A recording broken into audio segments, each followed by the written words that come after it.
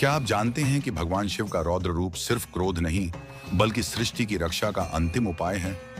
जब संसार की संतुलन बिगड़ जाती है, जब अधर्म सीमा पार करता है, तभी प्रकट होता है महादेव का वो रूप, जिसे देखकर देवता भी कांप जाते हैं। बहुत समय पहले ब्रह्मांड में त्रिलोक का संतुलन डगमगाने लगा। राक्षस अपनी शक्ति से देवों को चुनौती देने लगे। मनुष्य अधर्म के मार्ग पर चल पड़े और धरती पर अराजकता फैलने लगी। देवताओं ने कई उपाय किए, पर हर प्रयास असफल रहा। अंत में सभी देवता कैलाश पहुंचे और बोले, प्रभु, यदि आपने आंख न खोली तो संसार अंधकार में डूब जाएगा।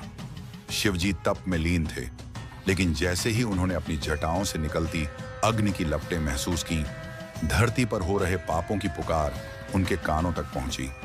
धीरे धीरे उनकी आंखें खुलीं और उसी क्षण उनके तीसरे नेत्र की ज्वाला भीतर से उठने लगी।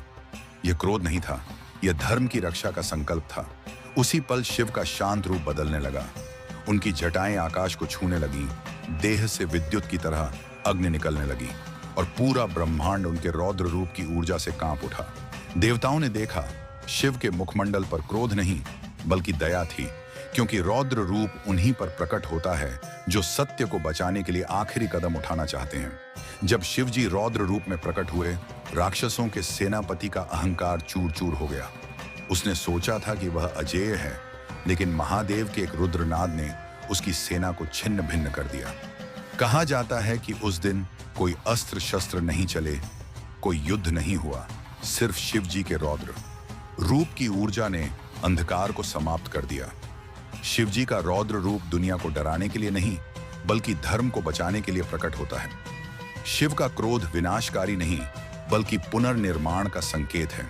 जब भी दुनिया में अधर्म बढ़ता है, शिव शांत रूप से रौद्र रूप में बदलकर ब्रह्मांड का संतुलन वापस लाते हैं।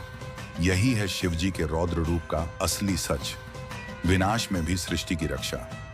अगर आपको भी ऐसे रहस्य जानने हैं तो कमेंट में रहस्य लिखें और हमारे चैनल को लाइक, शेयर और सब्सक्राइब करें। धन्यवाद।